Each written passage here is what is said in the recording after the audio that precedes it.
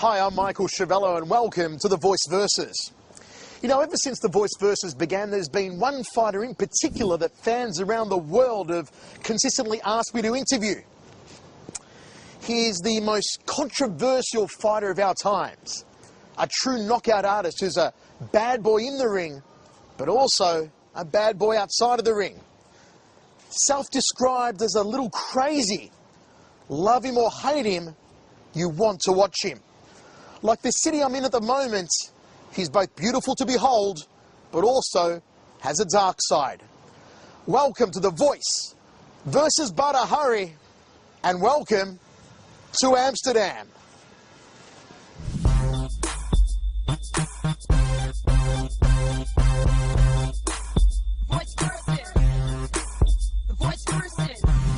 Hárry, welcome to The Voice Versus, brother. It's great to finally have you here. Thank you, thank you.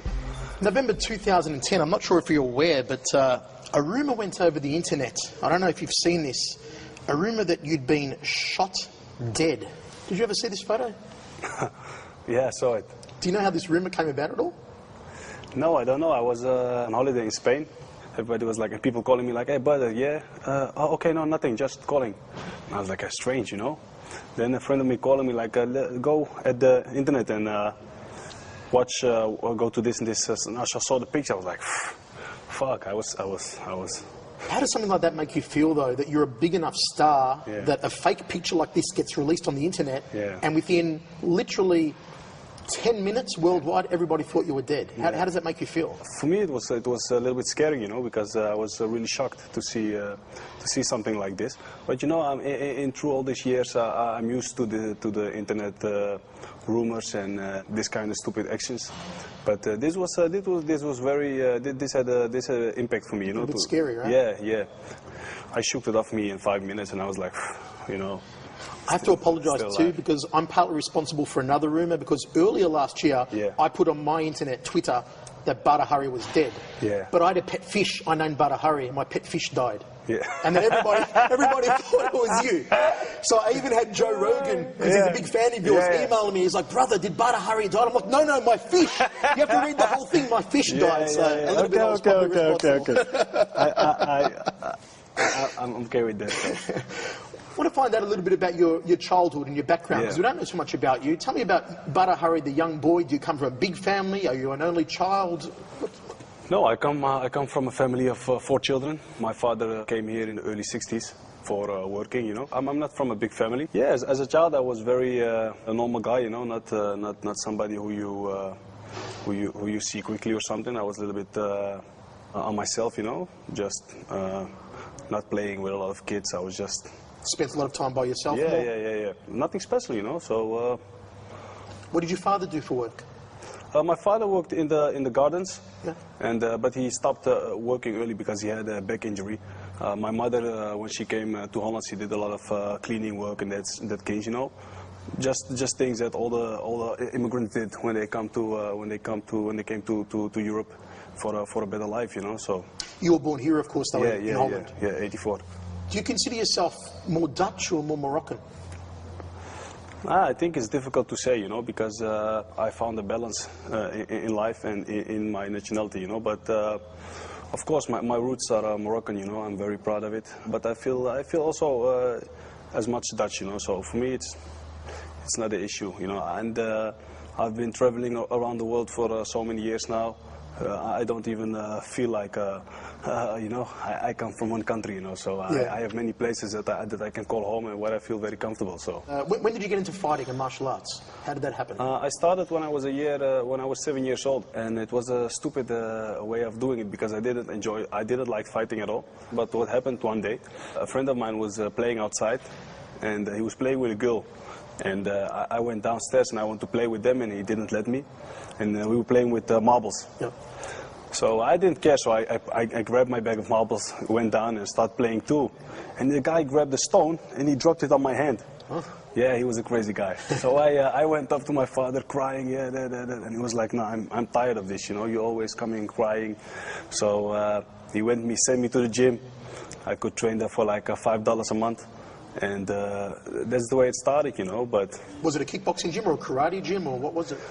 No, it was immediately a kickboxing gym. Yeah. I started very early. It was like my first serious combat sports. You know, in the beginning, my sister did karate and that kind of things, and I went to the gym, trained one time or something. But when I started the fighting game, I started immediately with kickboxing. So. Okay. And did you find straight away you had a natural talent for kickboxing? When I was like 11, everybody. All my trainers were like, hey, you know, this guy has talent. This guy is something, you know, but I was just a kid and I was just enjoying. I was not busy with, you know, how talented I am or gifted, so. So when did you realize, at what point did you realize that, hey, I could maybe make a future out of kickboxing? Yeah, when I started beating those guys up, you know, one after the other, then it was like, hey, I'm good in this, you know. But the first time I really wanted to do something with this, I was training in a gym. How old was I? Maybe, what can I say, 12 or 13 years. And there was a picture of Pete Ross on the wall with Tom Haneke. He won his first K1 there. I think it was 95 or 93. something. 94, yeah, 94. Yeah. And he was having the check, you know, the $100,000 check. And I was like, damn, you know, I want to go there. I want to be there. I want to become like that guy. Yeah. So that was, I think, the first moment in my life that I dreamed of becoming who I am today. What a great inspiration, Peter Ertz. Did it feel a bit strange years later fighting Peter Ertz and beating Peter Ertz? I mean, a guy that got you started in the sport. Did it feel a little bit strange? Yeah, I said to my trainers also, you know, when I was standing against Peter in the ring before the referee started the first round, I still could not believe I was standing there. I was like, hey, this guy's really the lumberjack, you know, with his jacket on and his thing and, you know, his strong legs. And I was like, yeah, this is that guy, you know.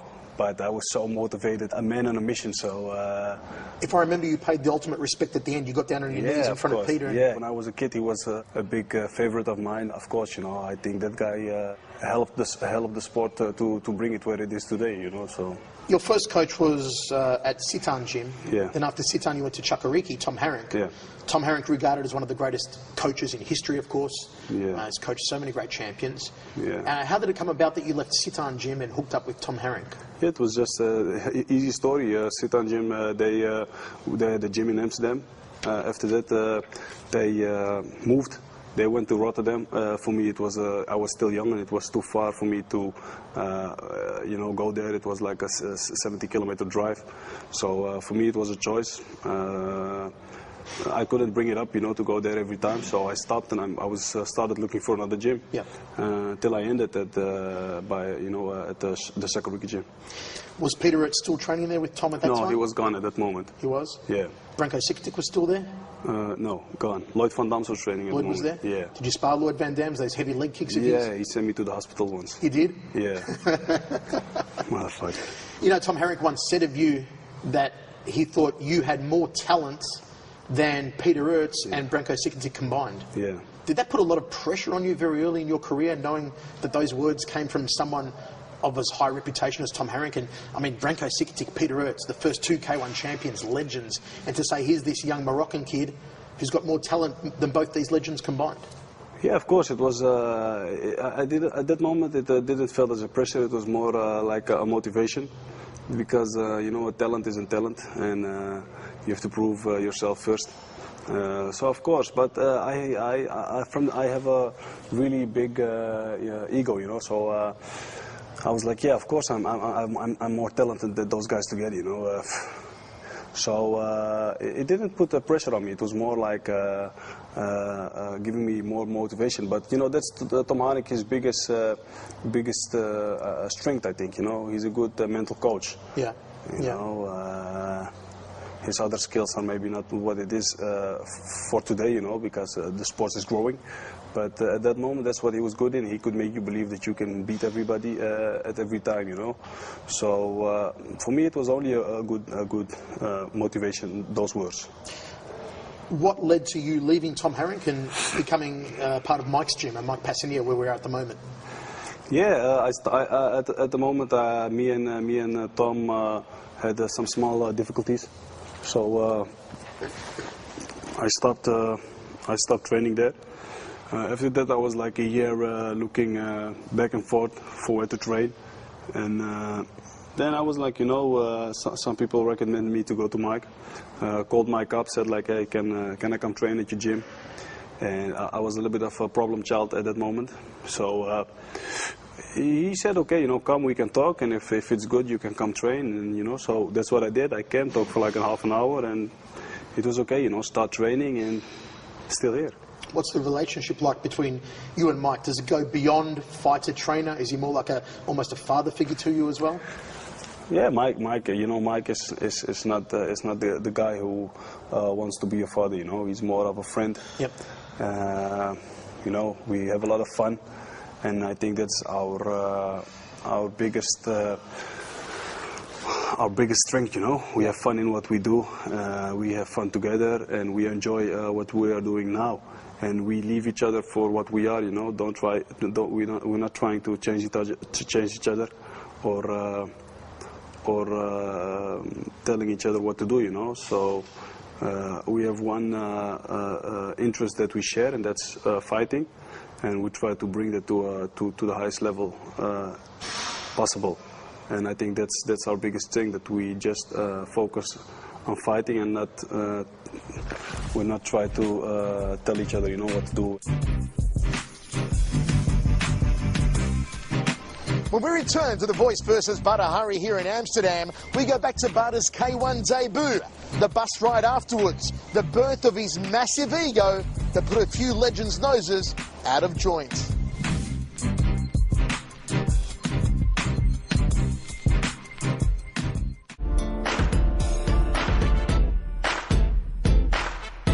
Welcome back to Amsterdam, the Voice versus Hurry.